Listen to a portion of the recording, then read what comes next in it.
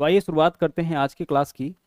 सबसे पहले हम लोग पहले 5 मिनट में इसके बेसिक थ्योरी को देखेंगे, ताकि कॉन्सेप्ट जो है वो अच्छे से समझ में आ सके। आगे जो क्वेश्चंस आपको करना है वहाँ पे आपको कोई दिक्कत ना हो। क्वेश्चन आपका यहाँ पे हार्ड तो नहीं बोला जाएगा, लेकिन अच्छा वाला क्वेश्चन पूछा गया है। और सेशन बहुत इंपॉर्टेंट होने वाला है अगर आपका आने वाले समय में रेलवे का कोई पेपर है या फिर किसी भी कॉम्पिटेटिव एग्जाम की आप तैयारी कर रहे हैं, क्योंकि इससे आपको क्या होगा, टीसीएस के लेटेस्ट पैटर्न का पता चलेगा कि अभी क्वेश्चन किस तरीके का पूछा यहाँ पे जा रहा है। आइए समझिएगा। अगर हम बात करें हाइट एंड डिस्टेंस की, तो इसमें सबसे पहला चीज जो आपको समझना है वह है आपका उन्नयन कोण और अवनमन कोण, यानी एंगल ऑफ एलिवेशन और एंगल ऑफ डिप्रेशन। क्या होता है समझिएगा। कोण किसको बोलते हैं? दो रेखाओं का जो झुकाव होता है वह कोण कहलाता है। जैसे मान लीजिए कि एक रेखा यह है और दूसरा यह है, इसके बीच के झुकाव मापने का मैथमेटिक्स में जो व्यवस्था किया गया यही क्या कहलाता है, यही आपका एंगल यानी कि कोण कहलाता है। जैसे दूरी मापने के लिए मीटर किलोमीटर का उपयोग करते हैं, उसी तरीके से दो रेखाओं के बीच के झुकाव मापने के लिए हम लोग क्या करते हैं, एंगल का उपयोग करते हैं। अब आगे चलिए, उन्नयन कोण यानी कि एंगल ऑफ एलिवेशन क्या है। तो देखिएगा, ध्यान से समझिएगा। अगर मान लीजिए कि कोई व्यक्ति यहाँ पे है, यानी किसी व्यक्ति का आंख यहाँ पे है, तो वह नेचुरली कैसे देखेगा? आप बोलोगे सर वह नेचुरली इस प्रकार से, यानी कि सामने देखेगा। लेकिन अगर कोई वस्तु इस पोजीशन पर है, ठीक है, यहाँ अगर कोई वस्तु रख दिया जाए, अब वह कैसे देखेगा सर? अब वह अपने नजरों को ऊपर उठा करके देखेगा, यानी कुछ इस प्रकार से यह देखेगा। ठीक है, क्या हुआ है यहाँ पे, यह व्यक्ति नेचुरली सामने देखता, लेकिन चूंकि वस्तु यहाँ पे था तो वह क्या किया, अपने नजरों को ऊपर उठा के देखा। तो इसी दोनों के बीच जो कोण बन रहा है ना, यही क्या कहलाता है, यही आपका कहलाता है उन्नयन कोण। कहने का मतलब, जब हम नीचे से ऊपर की ओर देखते हैं तो हमारे आंखों के द्वारा जो कोण बनाया जाता है वह कहलाता है उन्नयन कोण। जैसे मान लीजिए कि हम नीचे हैं और टावर के शीर्ष पर कोई व्यक्ति चढ़ा हुआ है, तो अगर हम नीचे से टावर के शीर्ष को देखेंगे, यानी हमें ऊपर नजरों को ऊपर उठा के देखना होगा, तो हमारे आंख के द्वारा हमारे द्वारा जो कोण बनाया जाएगा वह क्या कहलाएगा, उन्नयन कोण। अगर कोई व्यक्ति छत पे है, हम नीचे से देख रहे हैं, तो नीचे से ऊपर देखने पर जो कोण बनता है वह क्या कहलाएगा, उन्नयन कोण। आगे चलिए, अब हम लोग अवनमन कोण समझते हैं, यानी कि एंगल ऑफ डिप्रेशन समझते हैं। यहाँ ध्यान से समझिएगा। अगर मान लीजिए किसी व्यक्ति का आंख यहाँ पे है, ठीक है, और वस्तु इस जगह पे है, तो यह व्यक्ति जो है नेचुरली कैसे देखेगा, सामने, यानी कि इस प्रकार से देखेगा। लेकिन वस्तु यहाँ है, तो अब यह क्या करेगा, अपने नजरों को झुकाएगा और इस प्रकार से इस वस्तु को देखेगा। तो अब इन दोनों के बीच जो कोण बना, यही आपका क्या कहलाता है, यही जो कोण है यह कहलाता है अवनमन कोण, यानी इसको बोलते हैं एंगल ऑफ डिप्रेशन। ऊपर से नीचे देखने पर जो कोण बनेगा वह कहलाएगा अवनमन कोण। जैसे मान लीजिए कि टावर के शीर्ष से कोई व्यक्ति नीचे देख रहा है, तो ऊपर से अगर नीचे देखेगा तो उसके द्वारा जो कोण बनेगा वह क्या कहलाएगा, अवनमन कोण। छत से नीचे अगर कोई व्यक्ति देख रहा है, उसके द्वारा जो कोण बनेगा वह क्या कहलाएगा, अवनमन कोण कहलाएगा। तो कई बार आगे चल के इन टर्म की आवश्यकता आपको पड़ जाएगी। आगे चलिए, अब यहाँ पे एक चीज समझिएगा। अगर हम इसके पैरेलल एक लाइन अपने मन से खींच दे इस प्रकार से, और यहाँ कोण बना दे, तो यह वाला जो कोण होगा, यानी कि यहाँ पे अगर थीटा डिग्री का कोण बनेगा, तो यहाँ भी क्या होगा, यहाँ भी आपका थीटा डिग्री का कोण बनेगा। तो फिगर बनाते वक्त हम इसके बजाय अगर इस तरीके से भी फिगर बना दे तो कोई दिक्कत नहीं है, और इस तरीके से फिगर बनाना ज्यादा आसान हो जाता है। ठीक है, चलिए तो ध्यान से समझिएगा कि यह वाला कोण और यह वाला कोण बराबर क्यों होता है। तो यह आपका ज्योमेट्री का एक थ्योरी है कि दो समानांतर रेखा को अगर एक तिर्यक छेदी रेखा इस प्रकार से काटता है, तो यह वाला कोण और यह वाला कोण एकांतर कोण हो जाता है, और एकांतर कोण आपस में क्या होगा, बराबर होगा। ठीक इस प्रकार से दो समानांतर रेखा इस प्रकार से एक तिर्यक छेदी रेखा हम बना दिए, तो यह कोण और यह कोण क्या होगा, एकांतर कोण। एकांतर कोण आपस में क्या होगा, बराबर होगा। ठीक है, तो उसके हिसाब से अगर हम इस प्रकार से फिगर बनाए, या इस लाइन के बदले इसके पैरेलल में नीचे एक लाइन खींच दे, तो यहाँ जो कोण बनेगा दोनों क्या होगा, आपका बराबर हो जाएगा। ठीक है, चलिए अब आगे चलते हैं। तो अभी हम लोग सिर्फ दो बात समझे हैं, उन्नयन कोण और अवनमन कोण। जब हम नीचे से ऊपर देखेंगे तो उन्नयन कोण बनेगा, जब हम ऊपर से नीचे देखेंगे तो क्या होगा, अवनमन कोण बनेगा। और क्या यहाँ पे समझना है, तो जब भी बात हम लोग हाइट एंड डिस्टेंस की करते हैं, तो हाइट एंड डिस्टेंस जो है वो आपका राइट एंगल ट्रायंगल यानी कि समकोण त्रिभुज के ऊपर आधारित है। और समकोण त्रिभुज के बारे में आपको पता है कि समकोण त्रिभुज बोलते किसको है, तो जिस त्रिभुज का कोई एक कोण 90 डिग्री होगा वह क्या कहलाता है, एक कोण 90 डिग्री होता है वह आपका कहलाता है समकोण त्रिभुज। तो अगर एक कोण 90 डिग्री है, तो बाकी जो बचा कोण है, जैसे एक यह वाला हो गया और एक यह वाला, इन दोनों का योगफल भी क्या होगा, 90 होगा, क्योंकि त्रिभुज के तीनों कोणों का योग 180 होता है। तो अगर त्रिभुज के तीनों कोणों का योग 180 है, तो इसमें से एक 90 हो गया, तो बाकी बचा दोनों मिलाकर के कितना होगा, आपका 90 ही होगा। अगर मान लीजिए इस कोण को हम अल्फा मान लेते हैं और इसको बीटा मान लेते हैं, तो आप बताइए कि अल्फा प्लस बीटा का योग हमेशा कितना होगा? सर अल्फा प्लस बीटा का योग हमेशा 90 डिग्री होगा। क्या सभी ट्रायंगल में ऐसा होता है? नहीं, सभी ट्रायंगल में नहीं होता है। जिस ट्रायंगल में जो आपका राइट एंगल ट्रायंगल होता है उसमें जिसका एक कोण 90 डिग्री होगा उसके बाकी बचे कोणों का योग भी 90 डिग्री होगा, तभी तो सब मिलाकर के 180 होगा। अब इससे क्या फायदा मिलता है समझिएगा। यह तो फिक्स हो गया।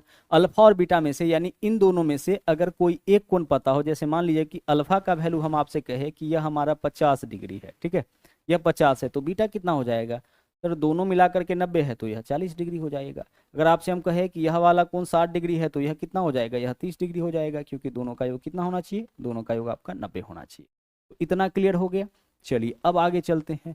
अब आगे हमें जो समझना है जरा ध्यान दीजिएगा उसको, एंगल क्या क्या मिलता है। जब हम हाइट एंड डिस्टेंस के क्वेश्चन को सोल्व करने के लिए चलते हैं तो हमारे पास जो एंगल आता है एक तो 45 डिग्री और दूसरा 30 और 60 डिग्री आपके सामने मिलेगा। अब 45 डिग्री के केस को यहाँ पे समझ लीजिए ताकि बेसिक से आपको क्वेश्चन सोल्व करने का जरूरत नहीं पड़े। जैसे मान लीजिए कि यहाँ पे आपका 90 डिग्री, चलिए हाइट एंड डिस्टेंस का जब भी हम फिगर बनाएंगे आगे हम आपको बताएंगे कि फिगर जब भी हाइट एंड डिस्टेंस का क्वेश्चन आपके सामने मिलेगा तो तीन आपका कॉमन फिगर है। एक तो यह वाला हो गया, ठीक है, एक यह वाला, और इसके अलावा एक और फिगर अभी हम आपको बना के बताएंगे। तो तीन आपका कॉमन फिगर है, जिसमें से अगर मान लीजिए कि कोई एक एंगल आपका दिया है क्वेश्चन में तो वह आपका यहाँ वाला ही एंगल देता है, यह वाला एंगल ही आपको दिया है, ठीक है। जब भी आप हाइट एंड डिस्टेंस के क्वेश्चन को सोल्व करने के लिए चले और एक एंगल अगर दिया है तो समझ जाइए कि यहाँ वाला एंगल ही आपका दिया है। अब मान लीजिए यह जो एंगल है वो आपका दे दिया 45 डिग्री। जैसा कि हमने आपसे कहा कि जब हाइट एंड डिस्टेंस के क्वेश्चन को सोल्व करने के लिए जाइएगा तो आपके सामने या तो 45 डिग्री मिलेगा या फिर 30 और 60 मिलेगा। तो अगर केस 45 का हो तो एक बात बताइए, यह 90 है, यह 45 है, यह दिया है क्वेश्चन में 45 डिग्री, तो यह वाला भी कितना होगा? सर यह वाला भी 45 डिग्री होगा। ऐसा क्वेश्चन में दिया नहीं जाएगा, आपको समझना है, क्योंकि यह 90 है, यह 45 है, तो यह भी 45 ही होगा, तभी तो 45 प्लस 45 90, और यह 90 आपका 180 होगा। हाँ सर सही बात है, तो यह 45, यह 45।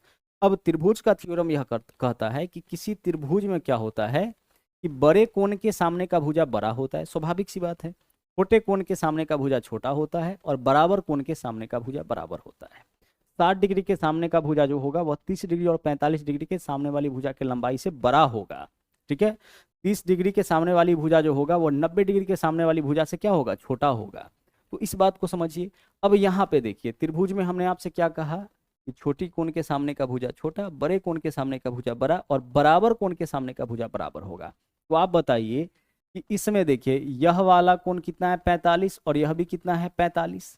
तो अगर इस 45 के सामने वाला भुजा देखे, इस कोण के सामने वाला भुजा देखे, तीन भुजा में से अगर ABC से इसको डिनोट कर दे तो इस 45 के सामने का भुजा कौन सा है? तो आप बोलोगे सर इस 45 के सामने का भुजा AB है।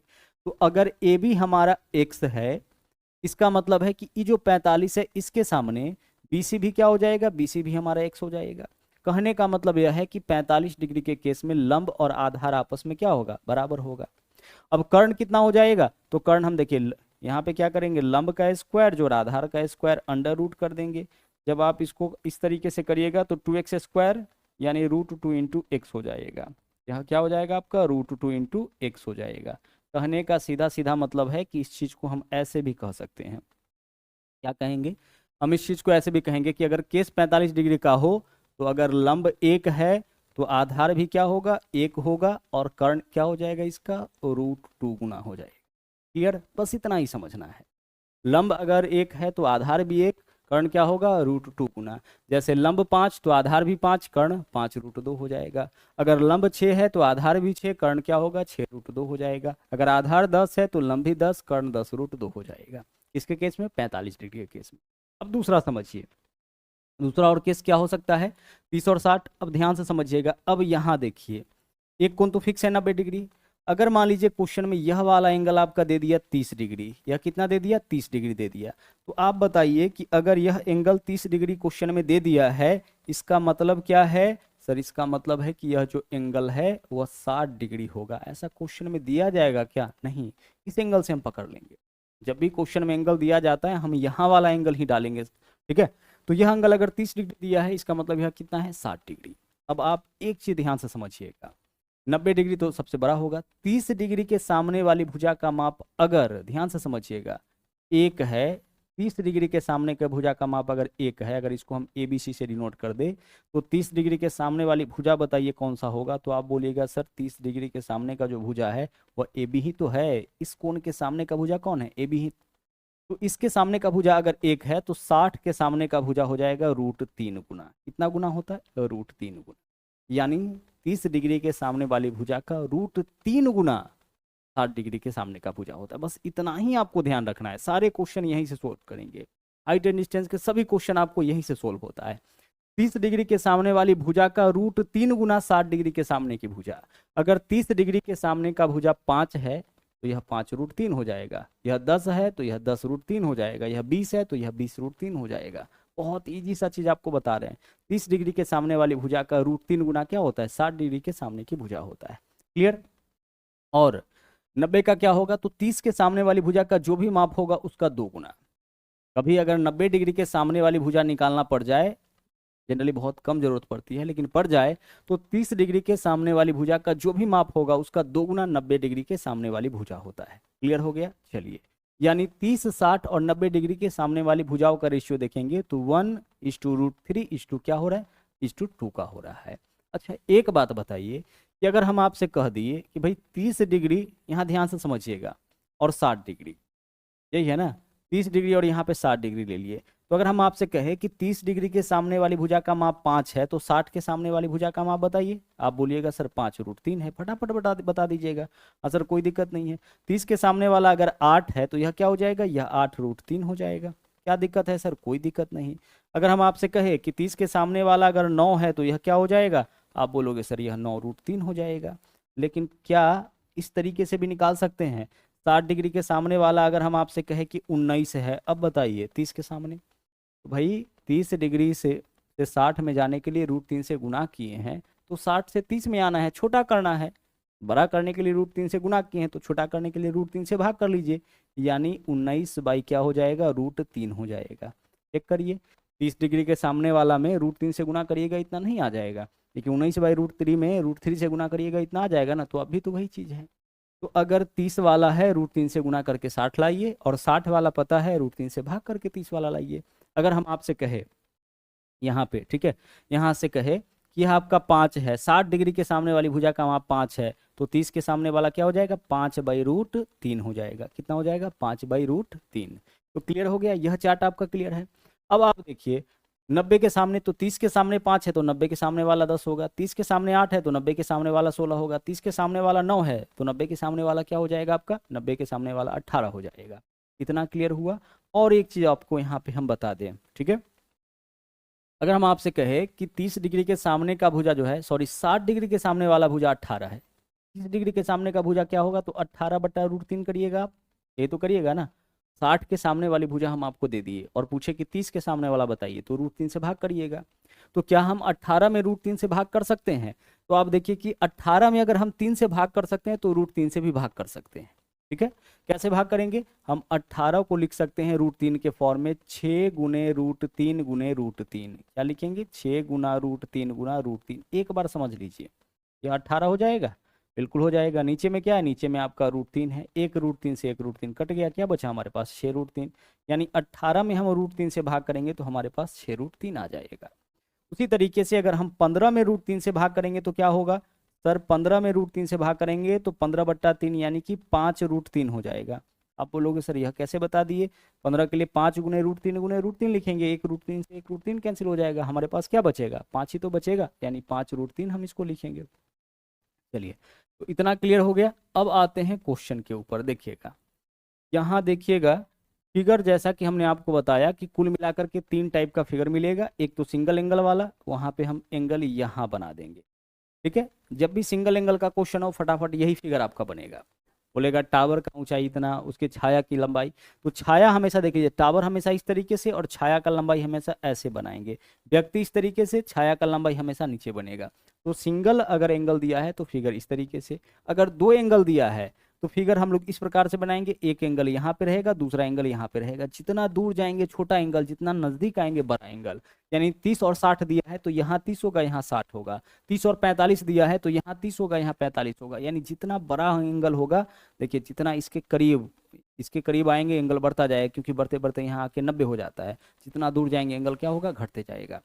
अब ऐसे तब करना है जब क्वेश्चन में ऐसे रहे कि एक एंगल इतना दूर, इसी बिंदु से एक कोण आपका 30 डिग्री का है, और फिर जो है आगे बढ़ने पर, उसी में आगे बढ़ने पर 60 डिग्री। तो ऐसे वाले में इस एंगल, इस तरह का फिगर हम लोग बनाते हैं। आगे क्वेश्चन करने के दौरान आपको यह चीज समझ में आ जाएगा, ठीक है।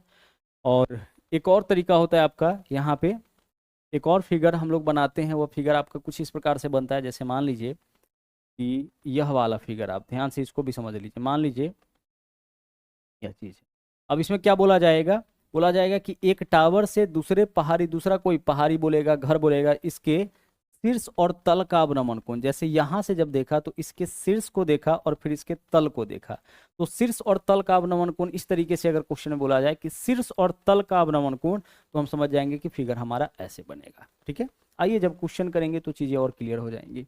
पहला क्वेश्चन देखिए, एक पेड़ के आधार से 15 मीटर दूर बिंदु से उस पेड़ के शीर्ष का उन्नयन कोण 45 डिग्री है, तो पेड़ की ऊंचाई देखिए 45 डिग्री है ना, 15 है, तो हमारा आंसर क्या हो जाएगा, 15 हो जाएगा। हमें कुछ करने का जरूरत नहीं है।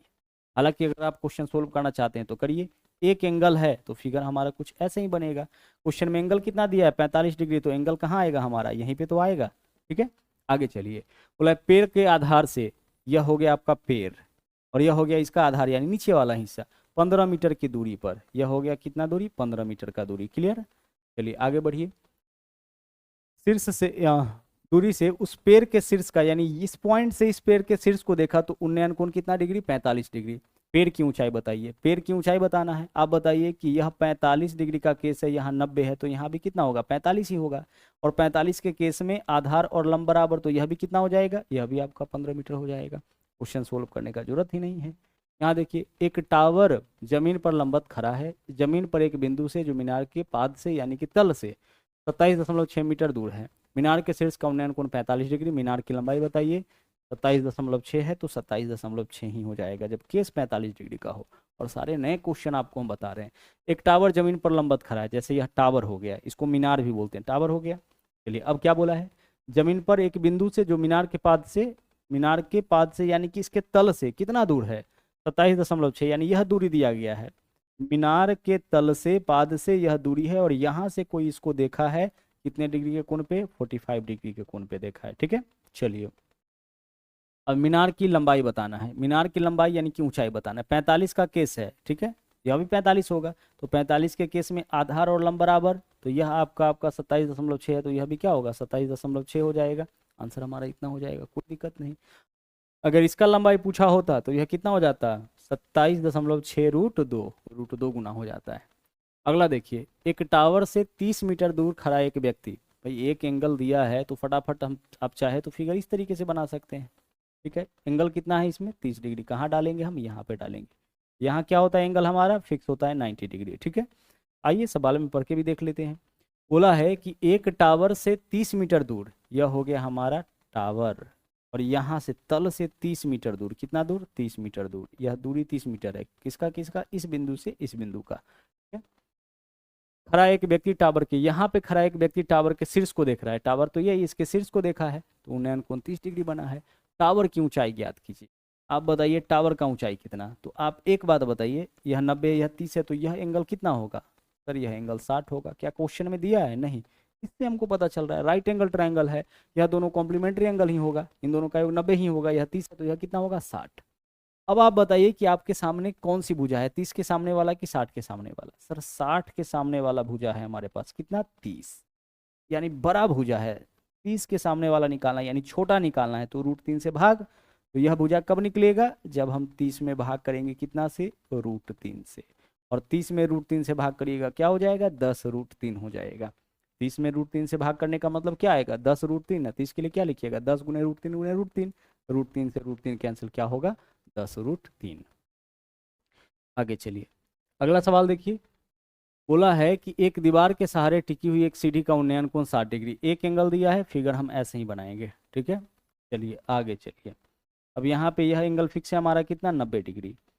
सीढ़ी जब भी क्वेश्चन में बोले तो सीढ़ी आपका इसी तरीके से रखते हैं, तो यह हमारा सीढ़ी हो जाएगा, ध्यान रखिएगा। यह क्या है हमारा, यह हमारा सीढ़ी हो गया। आगे देखिए, उन्नयन कोण 30 डिग्री, दीवार के सहारे टिकाया गया है। उन्नयन कोण कितना है इसका? 60 डिग्री है। चलिए 60 डिग्री दे रखा है क्वेश्चन में। तथा सीढ़ी के पाद से दीवार से 4.5 मीटर की दूरी, यह दीवार है ना, यहाँ पे दीवार होगा और सीढ़ी का यह तल है, दोनों के बीच की दूरी कितना? 4.5 मीटर।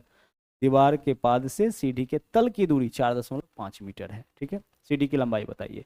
तो सीढ़ी की लंबाई बताने मतलब हम क्या करेंगे? इसका लंबाई ज्ञात करेंगे, इसी का लंबाई हमें बताना है ना। सीढ़ी का लंबाई पूछा है, दीवार का पूछता तो हम इसका लंबाई निकालते, सीढ़ी तो हम ऐसे ही रखते जब भी रखते हैं। सीढ़ी का लंबाई मतलब इसका लंबाई निकालना है। अब समझिए, यह 60 है तो यह कितना होगा सर? यह तो 30 होगा। तो आप बताइए कि आपके सामने जो भुजा दे रखा है वो कितना डिग्री के सामने का है? आप बोलोगे सर 30 के सामने वाला। तो 30 डिग्री के सामने वाला भुजा अगर 4.5 मीटर है, तो फिर आप बताओ कि 90 डिग्री के सामने का भुजा इसके सामने का भुजा क्या होगा? 2 गुना, यानी 9 मीटर हो जाएगा। तो सीढ़ी का लंबाई हमसे पूछा था, क्या आंसर हो जाएगा? 9 मीटर। अभी जस्ट बताए हैं कि 30 डिग्री के सामने वाली भुजा का √3 गुना 60 डिग्री के सामने की भुजा, और 30 के सामने का 2 गुना 30 के सामने का 2 गुना 90 के सामने का भुजा। तो 30 के सामने का भुजा 4.5, तो 90 के सामने का भुजा क्या होगा? 2 गुना, यानी कि 9 हो जाएगा। आगे देखिए, 60 मीटर ऊंची इमारत के शीर्ष से एक लैंप पोस्ट के शीर्ष और तल का अवनमन कोण, शीर्ष और तल का अवनमन कोण बोला है। तो देखिए, जब भी शीर्ष और तल का अवनमन कोण बोले तो फिर हम क्या करेंगे? कुछ फिगर जो हमारा बनेगा, देखिए 60 मीटर ऊंची इमारत के शीर्ष से एक लैंप पोस्ट, तो ये हमारा 60 मीटर ऊंचा पहले एक इमारत बना देते हैं। इमारत यहाँ पे बड़ा है, 60 मीटर ऊंचा है, ठीक है। और दूसरा एक लैंप पोस्ट है, लैंप पोस्ट हमारा छोटा है। आप बोलोगे सर यह बात आपको कैसे पता चला? इमारत बड़ा है और लैंप पोस्ट छोटा है। देखिए क्या बोला है, 60 मीटर ऊंची इमारत के शीर्ष से, यह हमारा इमारत है तो इमारत का शीर्ष तो यही होगा। अब समझिए आगे देखिए, एक लैंप पोस्ट के शीर्ष और तल का अवनमन कोण। अब मान लीजिए कि लैंप पोस्ट हम यहाँ बना देते, तो इमारत के शीर्ष से लैंप पोस्ट के शीर्ष को देखेंगे तो नीचे से ऊपर देखना पड़ेगा। तो नीचे से ऊपर देखेंगे तो क्या बनेगा? उन्नयन कोण। नीचे से ऊपर देखेंगे तो क्या बनेगा? उन्नयन कोण। यहाँ क्या बोला है? शीर्ष और तल का अवनमन कोण, यानी कि इमारत के शीर्ष से देखने पर इसके शीर्ष और तल का अवनमन कोण बन रहा है। इसका मतलब कि इमारत से नीचे आपका लैंप पोस्ट होगा। समझ रहे हैं ना इस बात को? फिर से समझिएगा, इमारत के शीर्ष से लैंप पोस्ट के शीर्ष को देखने पर, इमारत के टॉप से लैंप पोस्ट के टॉप को देखने पर अवनमन कोण बन रहा है, यानी कि इमारत से नीचे आपका कौन होगा? लैंप पोस्ट होगा। तो यह आपका लैंप पोस्ट हो गया, यह लैंप पोस्ट यहाँ से यहाँ तक। अब इसको आप मिला दीजिए, हमेशा जब भी आपका क्वेश्चन इस तरीके का मिले तो इस दोनों को मिला दीजिए, यह इसके बराबर हो जाएगा। ठीक है, जब भी इसका माप मालूम होगा तो इसको निकाल सकते हैं, और यह दोनों बराबर हो जाए, यह वाला और यह वाला हिस्सा क्या होगा? बराबर होगा। क्लियर? चलिए अब देखिए, यह हो गया लैंप पोस्ट का शीर्ष, तो इससे इसके शीर्ष का अवनमन कोण और इससे इसके तल का, लैंप पोस्ट के तल का अवनमन कोण, देखिए इसके तल का अवनमन कोण कितना कितना दिया है? तो एक तो दिया है आपका यहाँ पे लैंप पोस्ट के शीर्ष और तल 30 और 60, शीर्ष और तल यानी शीर्ष में 30 और तल में कितना? तल का अवनमन कोण 60 डिग्री। ठीक है, चलिए आगे बढ़िए। अब बोला है 60 मीटर ऊंची इमारत, इमारत का ऊंचाई कितना मीटर है? 60 मीटर। यह 60 मीटर कहाँ से कहाँ तक है? पूरी इमारत का आपका यहाँ पे ऊंचाई है, पूरी इमारत का ऊंचाई 60 मीटर। अच्छा एक बात बताइए, पूरी इमारत का यानी कि यहाँ से लेकर के यहाँ तक का ऊंचाई है। अगर हम यहाँ तक का ऊंचाई निकाल ले, कहाँ से कहाँ तक? यहाँ से लेकर के यहाँ तक का ऊंचाई निकाल ले, यह ऊंचाई निकाल ले, तो यह पूरा 60 है, इसमें से इसको हटा लेंगे तो इसका ऊंचाई निकल जाएगा। अगर हम इसका ऊंचाई निकाल ले तो पूरा 60 मीटर है, पूरा इमारत 60 मीटर है, अगर इसका ऊंचाई निकाल ले तो इसको हटा लेंगे तो इसका ऊंचाई निकलेगा, और इसका जो ऊंचाई होगा वही क्या होगा? लैंप पोस्ट का ऊंचाई होगा। रिपीट कर रहे, समझिएगा, 60 मीटर ऊंची इमारत के शीर्ष से, यह 60 मीटर ऊंचा इमारत हो गया, इसके शीर्ष से क्या बोला? एक लैंप पोस्ट के शीर्ष और तल, तो यह आपका लैंप पोस्ट जो होगा वो छोटा होगा, इसके शीर्ष का और इसके तल का। एक बार इसके शीर्ष के साथ कोण बनाया 30 डिग्री, एक बार इसके तल के साथ कोण बनाया तो दिया है 60 डिग्री। लैंप पोस्ट की ऊंचाई, इसका ऊंचाई हमें बताना है। एक बात बताइए, थ्योरम हमारा वही चलेगा। सबसे पहली बात, अब देखिए अलग अलग ट्रायंगल को देखिएगा। ठीक है, एक ट्रायंगल हमारा ABC है और इसको हम DE बोल देते हैं। ठीक है, यह हो गया हमारा DE। तो आप केवल देखिए ट्रायंगल ABC को, ध्यान से समझिएगा, दो अलग अलग ट्रायंगल बना है। आपको किसको देखना है? ट्रायंगल ABC, बीच में कुछ नहीं दिखना चाहिए। बीच में जो है आपको कुछ यहाँ पे नहीं दिखना चाहिए, ये सब जो है ये सब नहीं दिखना चाहिए, सिर्फ क्या दिखना चाहिए, ए बी सी। तो ए बी सी को देखिए, ट्रायंगल, जो ट्रायंगल ए बी सी है इसमें यह 60 डिग्री है, तो यह वाला कितना होगा, यह वाला आपका 30 डिग्री होगा। फिर से समझिए बात को, हम बात करें त्रिभुज ए बी सी की, तो यह तो आपका फिक्स है, यह एंगल तो कॉमन है दोनों में। तो ए बी सी यह 90 है, यह 60 है, तो जब यह 60 दिया तो यह 30 होगा। तो आप बताइए कि इस बार त्रिभुज एबीसी में आपके पास 60 डिग्री के सामने का भुजा है क्या? सर 60 के सामने का भुजा यही तो है ए बी। 60 डिग्री के सामने का भुजा केवल डीबी है क्या? नहीं, 60 डिग्री के सामने का भुजा पूरा ए बी है। तो 60 डिग्री के सामने का भुजा पता है, 30 के सामने का भुजा कैसे निकालेंगे, इसमें √3 से भाग, तो 60 में √3 से भाग करेंगे तो 20√3 आ जाएगा। 20√3 किसका मान निकला? 20√3 मान निकला 30 डिग्री के सामने। इसके सामने का भुजा देख लीजिए कौन है, यही है। तो अगर यह 20√3 है तो यह भी क्या होगा सर, यह भी 20√3 होगा, तो यह भी हो गया हमारा 20√3। यह सब कैलकुलेशन मन ही मन करना है, ठीक है। अब चलिए, अब इस ट्रायंगल में चलिए, इस वाले ट्रायंगल में, यह वाला जो ट्रायंगल है उसको गौर से देखिएगा। एक एंगल तो यहाँ पे फिक्स है 90, यह 30 है, तो यह पूरा कितना होगा, यह पूरा 60 होगा।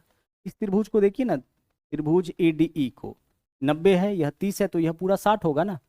यह आधा 30 था ना, यह अब तो त्रिभुज ए डी ई का तो एक एंगल यह पूरा होगा ना, ठीक है। इस वाले को मत देखिए, तो यह 30 है तो यह क्या होगा, 60। अब आपके पास देखिए 60 के सामने का भुजा है 20√3, तो 30 डिग्री के सामने यानी इसके सामने का जो भुजा होगा 20√3, यह 20√3 है 60 के सामने, 30 के सामने √3 से भागा यानी कितना हो जाएगा, 20 मीटर। तो 20 मीटर ए से डी तक का लंबाई। तो अगर ए से डी तक 20 है, यह पूरा 60 था, तो यह कितना हो जाएगा, 40 मीटर। यह 40 मीटर है तो यह भी क्या होगा, 40 मीटर। लैंप पोस्ट का लंबाई पूछा था, हमारा आंसर 40 मीटर हो जाएगा, ठीक है। बस समझना था, आगे बढ़िए।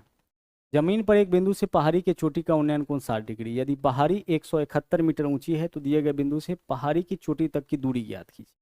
तो एक एंगल दिया है तो फिगर तो हम ऐसे ही बनाएंगे, चलिए बना लीजिए। यहाँ पे फिगर हमारा बन के तैयार हो गया। पहाड़ी के चोटी का उन्नयन कोण 60 डिग्री, एंगल 60 डिग्री दिया है, यहीं पे डालेंगे हम। आगे चलिए, यदि पहाड़ी 171 मीटर ऊंची है, पहाड़ी का ऊंचाई 171 मीटर दिया है, कितना है, 171 मीटर, तो यही तो पहाड़ी का ऊंचाई होगा ना। पहाड़ी का जो ऊंचाई होगा आपका, यही तो पहाड़ी है, ऊंचाई तो हमेशा यहीं पे डालेंगे, 171 मीटर है। बताना क्या है, तो दिए गए बिंदु से पहाड़ी के चोटी तक की दूरी, दिए गए बिंदु से यानी इस बिंदु से पहाड़ी के चोटी तक की दूरी यानी इसका मान ज्ञात करना है, इस बिंदु से इसका मान हमें ज्ञात करना है। फिर से समझिएगा सवाल क्या है। जमीन पर एक बिंदु से पहाड़ी के चोटी का उन्नयन कोण, तो जमीन पर एक बिंदु जो है यह पहाड़ी हो गया, इसका ऊंचाई क्वेश्चन में दे रखा है। जमीन पर यह कोई बिंदु है जहां से 60 डिग्री का कोण, तो 60 डिग्री का कोण बना है तो इससे दूर ही होगा, क्योंकि बिल्कुल समीप में तो बनेगा नहीं, बिल्कुल समीप में तो 90 डिग्री होगा। जितना कोण बड़ा होगा आगे बढ़ता जाएगा, तो हम मान लिए इस बिंदु से 60 डिग्री का कोण बना है, तो इसी बिंदु से पहाड़ी के शीर्ष की दूरी यानी हम लोगों से इस बार क्या पूछा है, कर्ण। यह फिक्स है हमारा, ध्यान से समझिएगा, 90 डिग्री। यह 60 है तो यह क्या होगा, यह आपका 30 डिग्री होगा। तो आप एक बात बताओ, इस 60 के सामने 171 मीटर है, तो 30 के सामने क्या हो जाएगा, 171/√3 होगा। और 171/√3 कहने का मतलब कि 171 में √3 से भाग, तो 3 से यह कट रहा होगा, देख लीजिए, 3 पंचे 15, 3 सत्ते 21, क्या हो जाएगा, 57√3। क्योंकि इसके लिए हम लिखेंगे 57 गुना √3 गुना √3, तो एक √3 से एक √3 कट जाएगा, कितना होगा, 57√3। तो जब 30 डिग्री के सामने का भुजा यह 57√3 है, तो 90 के सामने का भुजा इसका 2 गुना, 57 का 2 गुना 114√3, आपका यहाँ पे आंसर यही हो, क्या आंसर होगा, 114√3। 90 डिग्री के सामने वाला जो भुजा होगा वही आंसर हो जाएगा। आगे चलिए, अगला सवाल देखिए। बोला है एक ऊर्ध्वाधर छड़ की लंबाई और उसके छाया में अनुपात है 2:√12 का। सूर्य का उन्नयन कोण बताइए। जब भी कोण बताना होगा ना, समझ ही लेते हैं इसको पूरा। इस तरीके से हम यहाँ पे ट्रायंगल बना दिए। अब बोला है कि छड़ की लंबाई उसके छाया, एक ऊर्ध्वाधर छड़ की लंबाई और छाया की लंबाई का अनुपात। देखिए छड़ का लंबाई हो गया और यही इसके छाया का लंबाई। हमेशा देखिए वस्तु ऐसे रखेंगे, छाया हमेशा नीचे बनता है। अब देखिएगा आपका छाया कहाँ बनता है, आपके पैर के पास हटा करके नीचे जमीन पे। तो क्या अनुपात है, 2:√12, तो यह 2 हो जाएगा। और √12 का मतलब होता है 2√3, तो यह 2√3 हो गया। और √12 का मतलब क्या होगा, √12 के लिए हम लिखेंगे ना 4 × 3, तो 4 का वर्गमूल क्या होगा 2, √3 आपका 3 रूट के भीतर रह जाएगा। यह हो गया। एक ऊर्ध्वाधर छड़ की लंबाई उसके छाया में 2:2 है, सूर्य का उन्नयन कोण। अब हम क्या करेंगे, देखिए दो भुजा है, लंब और आधार, यह एंगल हमें बताना है। जब भी एंगल पूछे समझ जाइए यह एंगल बताना है, और एंगल दे तो यह वाला एंगल दिया है। तो यह एंगल कैसे निकालेंगे, तो हम लगा देते हैं tan थीटा। इन दोनों में संबंध किससे निकाल सकते हैं, tan थीटा से cot थीटा से, क्योंकि लंब और आधार है। तो tan थीटा बराबर लंब बटा आधार, तो लंब कितना है 2, आधार कितना है 2√3, है ना। अब 2 से 2 गया, क्या बचा, ऊपर में कुछ नहीं तो 1, नीचे में √3, तो 1/√3 जो है tan कितना डिग्री का मान होता है 30 डिग्री का, तो आंसर हो गया हमारा कितना 30 डिग्री।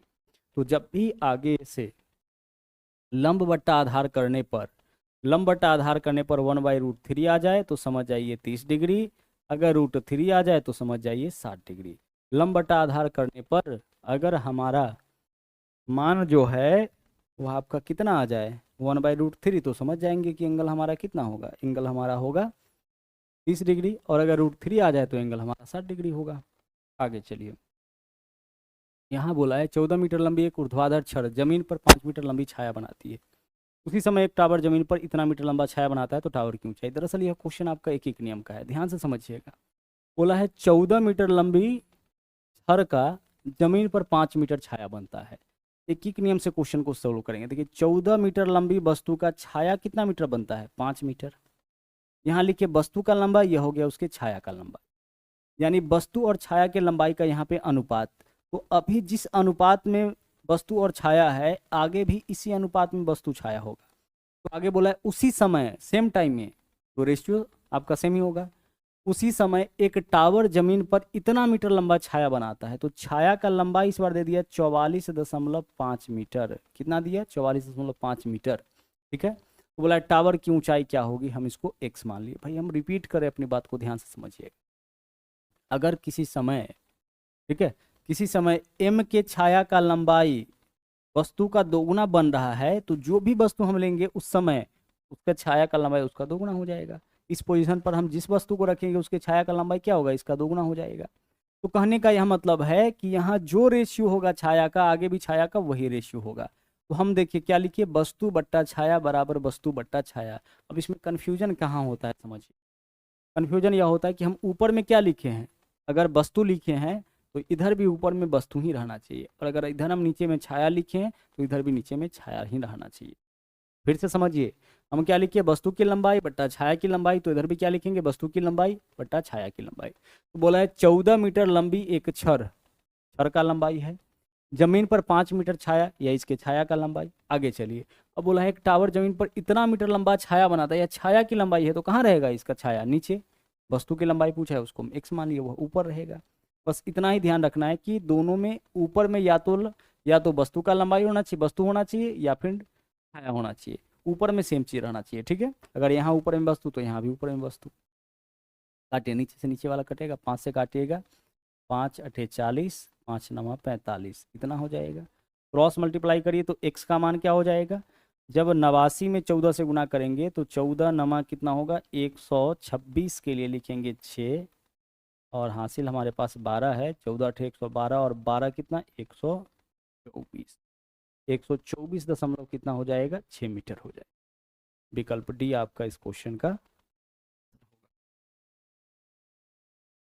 आगे देखिए, बोला है 10.6 मीटर लंबी एक सीढ़ी दीवार के सहारे टिकी हुई है, या जमीन से 30 डिग्री का कोण बनाती है, तो दीवार पर सीढ़ी कितनी ऊंचाई तक पहुंचेगी। क्वेश्चन आपका यहाँ पे एक सिंगल एंगल का दिया है, तो फिगर हमारा तो ऐसे ही बनेगा। चलिए फटाफट से बना दिए, एंगल कितना दे रखा है 30 डिग्री, तो यहीं पे एंगल बना दिए। अब आते हैं क्वेश्चन पे, 10.6 मीटर लंबी एक सीढ़ी, सीढ़ी का लंबाई दिया है, यानी सीढ़ी तो यही होगा 10.6 मीटर। सीढ़ी हमेशा ऐसे ही रखते हैं, तो यह हो गया सीढ़ी। आगे चलिए, 10.6 मीटर लंबी सीढ़ी दीवार के सहारे टिकी हुई है, या जमीन से 30 डिग्री का कोण बनाती है, दीवार पर सीढ़ी कितनी ऊंचाई तक पहुंचेगा।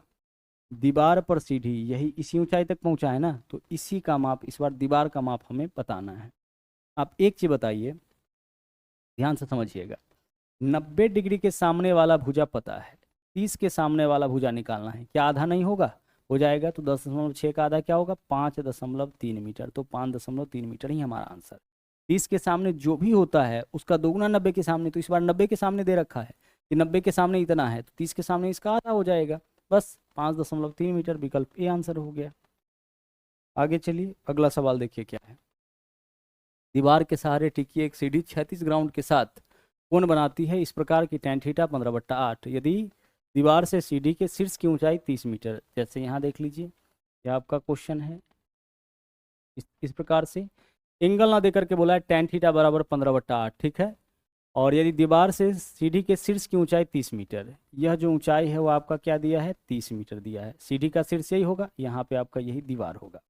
आगे चलिए, हमें दीवार से सीढ़ी के पाद की दूरी, दीवार से, यह आपका दीवार हो गया, यहाँ से सीढ़ी के पाद की दूरी, यही दूरी हमें बताना है। चलिए आइए इस चीज़ को समझते हैं। यहाँ पे जो है आपका बोला है tan थीटा बराबर 15/8, तो आप बताइए कि tan थीटा बराबर क्या होता है। सर tan थीटा बराबर, थीटा तो हमेशा यही रहेगा, तो tan थीटा बराबर आपका होता है लंब बट्टा आधार। तो लंब हमारा कितना है, 30 मीटर, और आधार कितना है, इसको हम x मान लिए, x मान लिए। tan थीटा का मान क्वेश्चन में कितना दिया है, 15/8, तो यहाँ 15 डालिए, यहाँ पे आपको 8 डालना है, = 30/x है। अपने जगह पे इसको रहने दीजिए, ऊपर से ऊपर कटेगा, 15 दूना 30, x का मान निकाल लीजिए, क्रॉस मल्टीप्लाई, 8 दूना कितना हो जाएगा, 16, या कितना हो गया, 16। यही चीज़ हमें यहाँ पे बताना था, क्या आंसर हो जाएगा हमारा, 16। आगे चलिए, अगला सवाल देखिए। उस बिंदु से 250 √3 मीटर ऊंचे एक टावर के शिखर का उन्नयन कोण ज्ञात कीजिए जिस बिंदु से टावर के पाद की दूरी 250 मीटर। क्वेश्चन में क्या बोला है, उस बिंदु से एक 250 मीटर, टावर का ऊंचाई देख लीजिए कितना दिया है, टावर का ऊंचाई आपका दिया है 250 √3, यही दिया है ना।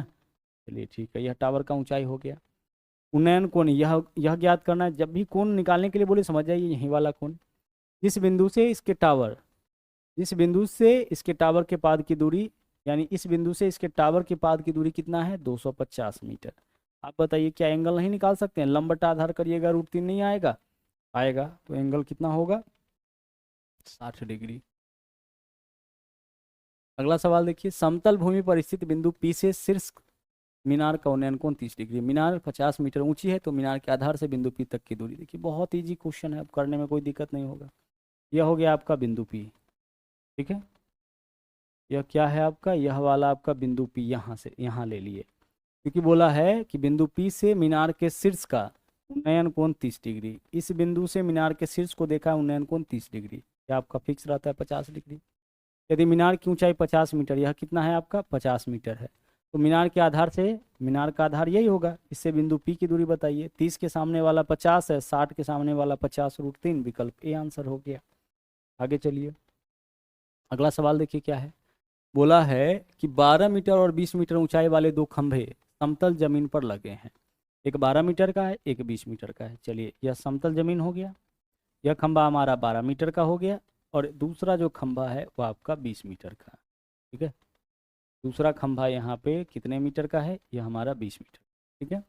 यह कितने मीटर का है, यह आपका 20 मीटर का। अच्छा 20 मीटर का है, तो अगर इसके पैरेलल हम लाइन एक खींच देते हैं, तो यह भी हमारा क्या होगा, 12, और जो बचा हुआ है आपका वह कितना हो जाएगा, यह आपका 8 मीटर हो जाएगा। क्लियर हो रहा है, क्योंकि दोनों खंभा देखिए, एक 12 मीटर का है और एक 20 मीटर का है, तो यह खंभा 12 मीटर का, यह खंभा 20 मीटर का, तो यहाँ से यहाँ तक 12 हम ले लिए, इधर क्या हो जाएगा, 8 मीटर हो जाएगा।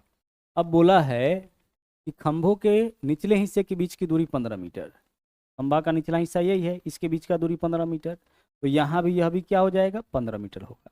तो बोला है इसके शीर्षों, एक खंभा यहाँ पे, एक खंभा यहाँ, इसके शीर्ष के बीच की दूरी, यानी यह दूरी हमें बताना है। क्या यह दूरी निकाल सकते हैं, सर बिल्कुल निकाल सकते हैं। यहाँ देखिए, यह 8 है, यह 15 है, तो यह क्या हो जाएगा, 17। यह कैसे होगा, यह लंब हो गया, यह आधार हो गया। हमसे क्या पूछा है, कर्ण पूछा है, तो कर्ण बराबर क्या होता है, √अंडर लंब का स्क्वायर जोड़ आधार का स्क्वायर। 8 का स्क्वायर 64, 15 का स्क्वायर 225, 225 में 64 जोड़ेंगे 269, वर्गमूल कितना हो जाएगा, 17। हमें इतना नहीं करना है, 8, 15, 17 का ट्रिपलेट बनता है, ट्रिपलेट हमें ध्यान रखना है। ट्रिपलेट अगर ध्यान रखिएगा तो आसानी से आप आंसर बता सकते हैं। यह 8 है, यह 15 है, तो इसके शीर्षों के बीच की दूरी कितना हो जाएगा, 17, विकल्प डी आंसर। आगे अगला क्वेश्चन देखिए क्या है। एक मीनार के शीर्ष का भूमि पर स्थित एक बिंदु से उन्नयन कोण 30 डिग्री है, वह बिंदु मीनार के पाद से 48 मीटर की दूरी पर है, मीनार की ऊंचाई बताइए। बहुत इजी सा क्वेश्चन है, एक एंगल दिया है, फटाफट से हम क्या करेंगे, इस टाइप का फिगर बना लेंगे। अब यहाँ पे सवाल जो दिया है देखिए, एक मीनार के शीर्ष का भूमि पर स्थित एक बिंदु से उन्नयन कोण 30 डिग्री, यही तो है बिंदु जहाँ पे उन्नयन कोण कितना डिग्री है, 30 डिग्री। अब बोला है वह बिंदु मीनार के पाद से, यह जो बिंदु है वह मीनार के पाद से यानी कि तल से, यही तो मीनार है, मीनार यानी कि टावर, टावर के तल से यह दूरी कितना है, 48 मीटर है। ठीक है, हमें क्या बताना है, मीनार की ऊंचाई। यहाँ देखिए यही चीज़ तो बताना है, मीनार की ऊंचाई। तो हमारे पास क्या है, यह 30 है तो यह 60 डिग्री होगा। तो 60 डिग्री के सामने का साइड है 48, तो 30 डिग्री के सामने का साइड क्या होगा, 48 बट्टा √3, यानी 16 √3, विकल्प डी यहाँ पे आंसर हो जाएगा।